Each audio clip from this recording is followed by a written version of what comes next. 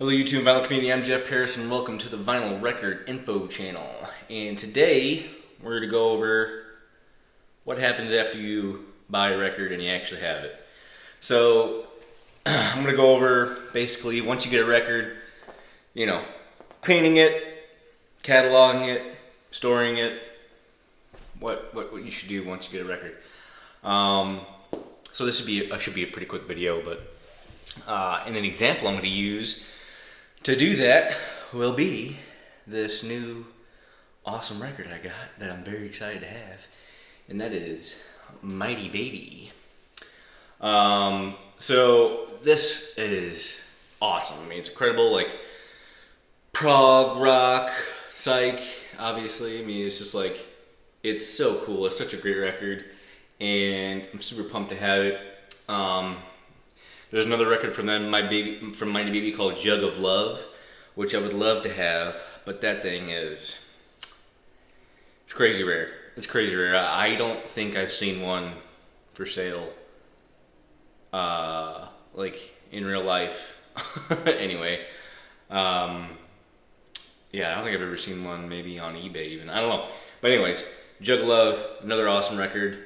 If you like this one, you gotta check it out. It's a little different. It's a little bit more mellow, I would say, the Jug of Love. But this one, awesome. Really, really, really good. Love this one a lot. And this one's really cool because it is a US promo. It's got the tracks on here. And then I'll show you the label. Boom. And then you get the DJ copy, not for sale. Really, really awesome stuff. I really love this record, so I was really pumped to get it. It's been on my want list for a while, so super happy to have this one. And then, I have not done anything with this yet, so I thought it'd be a good example record to show you kind of what I do once I get a record and how I store them and whatnot. But yeah, like I said though, check this one out. Really, really awesome. Okay, so once I get it, this one came in the mail. I got it off of eBay, I believe.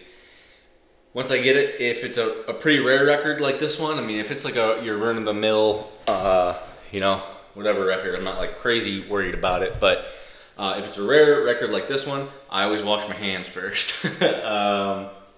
Especially if I've been handling like other records in my collection, like getting them, squared away or whatever.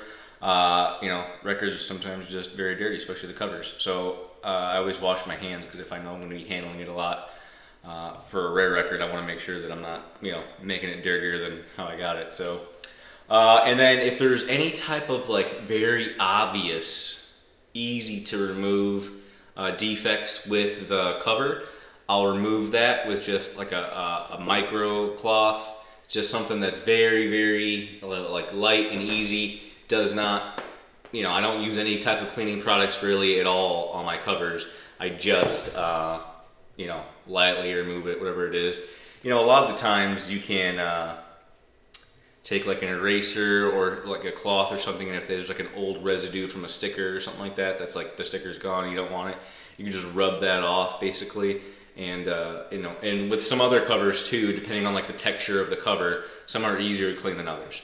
So just keep that in mind. I get nervous about cleaning the covers because the last thing you want to do is water damage your own cover that didn't have any damage to it to begin with. So, I typically just use a dry microfiber cloth, and just, wipe it down of anything that's, looks bad on it. But, and then you get to the record. Now, I will say that as far as cleaning records here in the Paris household, I am pretty analog. I do not have a dedicated record cleaner. If you're into that, a lot of the entry ones are record cleaners where you just put it in and you manually spin it yourself in a basin that has cleaning solution in it. And when you're done manually spinning it like that, then you just dump out the solution and you can wash another record. And sometimes you can put, depending on the record, you can put a few records through that solution. There's a yellow one that I'm forgetting the name of right now, but that's kind of like a go-to entry-level record cleaner with the manual cleaning. But then you can go all the way up to thousands of dollars with, all kinds of crazy record cleaners. Some that are just, vibrations. It vibrates the record, and it's just like water that cleans it. Some of them are an actual solution that you have to put in and replace every once in a while, like a cleaning solution. Some of it spins it automatically. But for a lot of the big record stores and everything, they're gonna have hypersonic cleaners. So it's just you put it in there in either solution or just water, and it just shakes it super lightly but really, really fast. And it kind of gets all the stuff out of the grooves, all the dirt and dust and everything.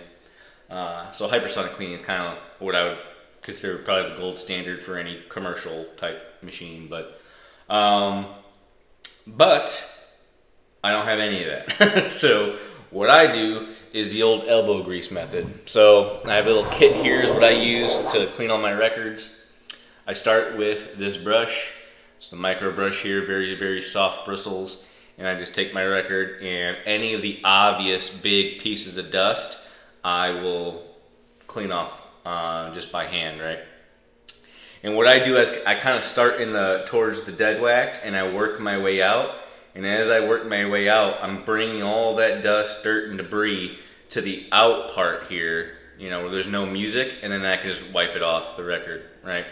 Last thing you want to do is if you see a piece of dust, you just start wiping it against the grooves, like that. It's just, as long as you have a super soft brush, it's not probably going to damage it, but why risk it, So just always go with the grooves, and then as you start collecting all that dust and everything, just start working your way to the outside of the record, and then just push it off like that. That's just the way I do it, and it's worked out. Next thing I do is I take a micro brush like this, right? And then I take a solution, and I've heard of people making their own solutions. I think eventually I will start doing that because it's just a little more cost effective.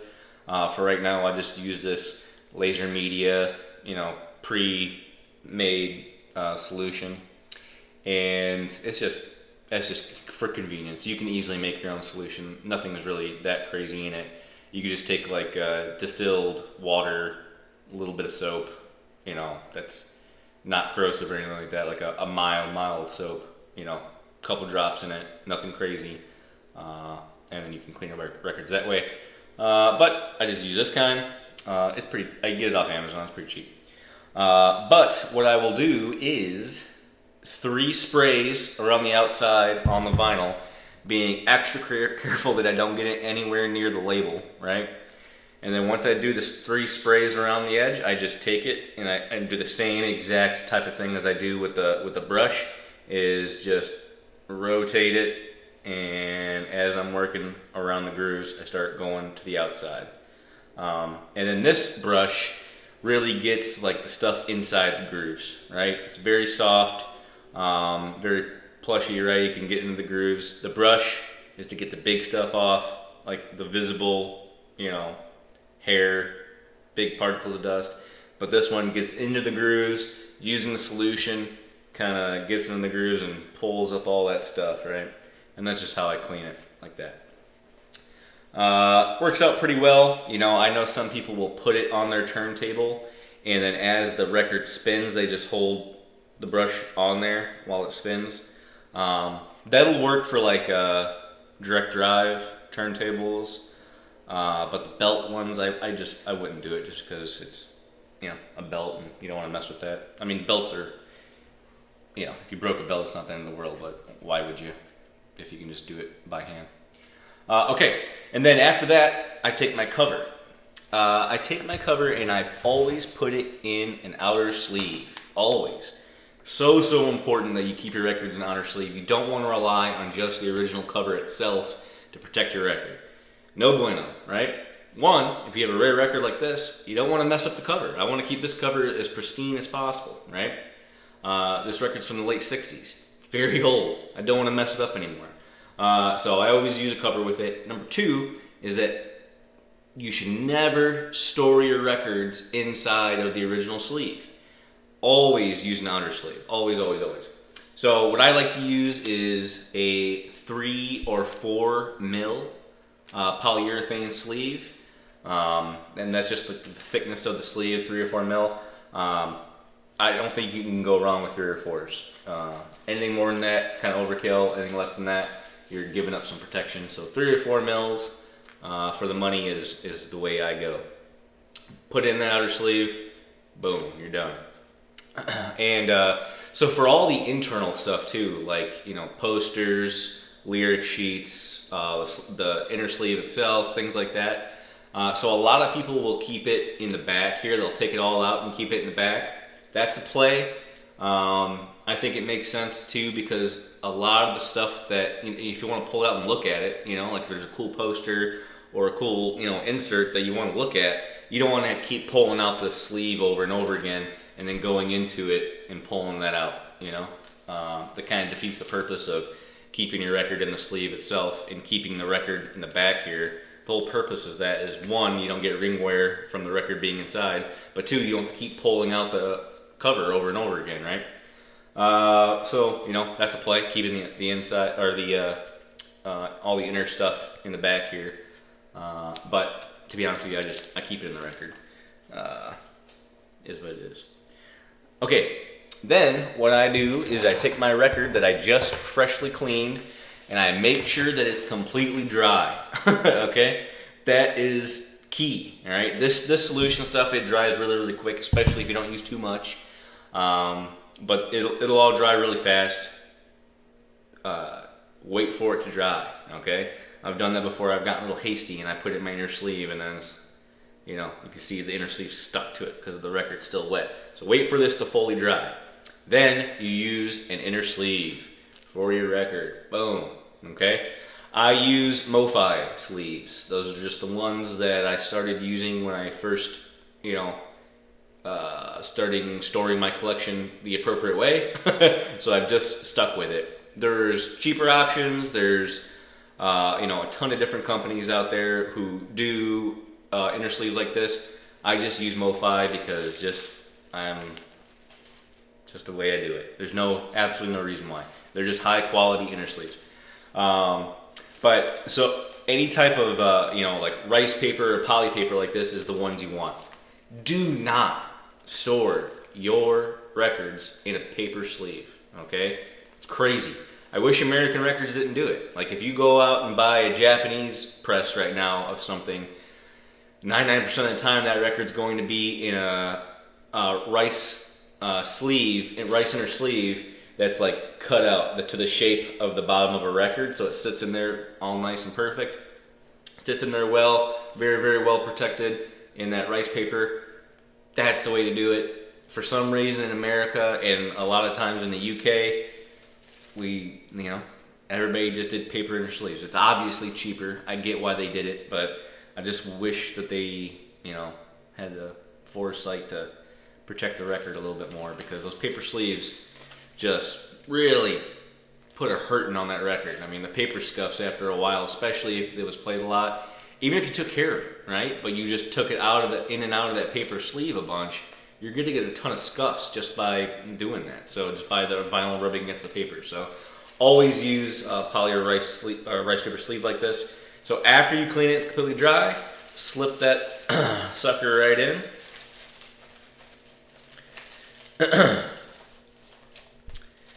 And then, you know, you got it inside your inner sleeve. Look at that head label. That label's awesome. That's such a good record.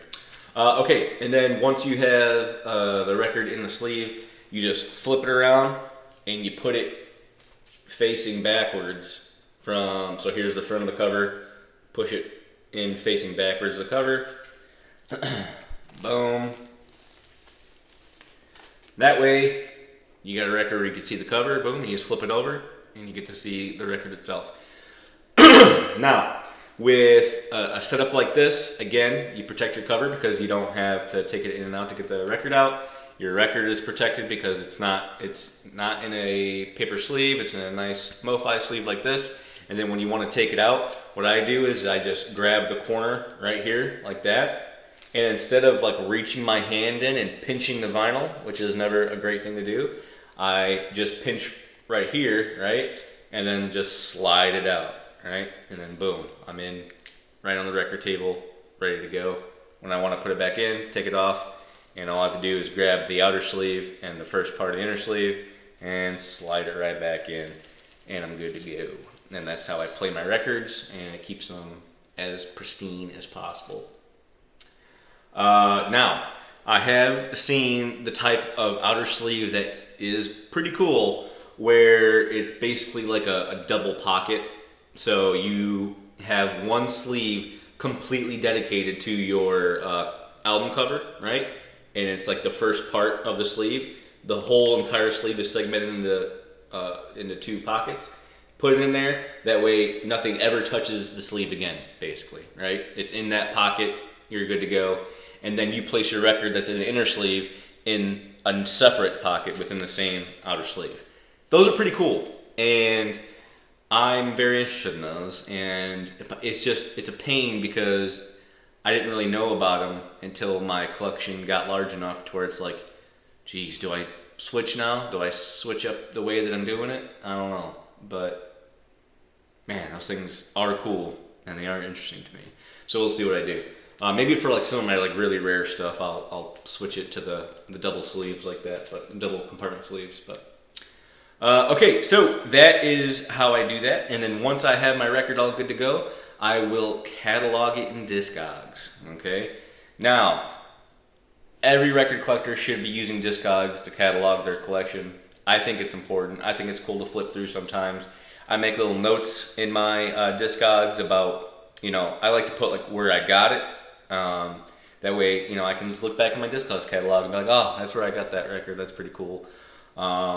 Sometimes if it's, if you catalog the record in Discogs and there's not like a part that gives you, like there's not an entry for like a promo record, but the one you have is a promo, you can make a little note of it in there. That way when I flip through my records, if I'm at a record store and I see a record, like, oh man, I think I have this one, but I don't know if it's a promo. Do I need to replace it? Should I upgrade it? I just flip through it to like, oh no, I have a promo, or oh no, this one's in shrink, something like that. And then, so I use that notes section pretty good. Again, to denote where I got it, if it's promo or not, if it's not in the description, and then if it's in shrink. And then you use the grading functions too. I really like to use the grading function. You can grade your cover in vinyl. Again, super useful when you're out and about and you see some records and you're like, I have this record, I know I do, but do I need to upgrade it? Just look at that Discogs catalog, boom. So I always keep a little stack I have like a little separate record holder back here that just holds, it doesn't hold a lot, maybe like 100 records or something like that, but I always have a little pocket of that one that is all my stuff that I recently acquired, but I have not logged in the Discogs yet. That way it doesn't get into the actual collection. Now, am I great at doing that in a timely manner? No. Do I need to get better at it? Yes. Sometimes I just procrastinate getting it into Discogs, but everybody can improve on that. Okay, so that's all I got for you guys today. Hopefully, if you're just starting out your record collection and you're starting to get some stuff that is, pretty rare, and you're starting to get in your collection where you're at a point where you really don't want to start storing your records in just their original covers, this is the way that I recommend doing it. There's a million ways to skin a cat. This is just one. Let me know in the comment section if you have other ways of doing things, but this is just the way that I do it. So I appreciate it, guys, and I'll catch you in the next one.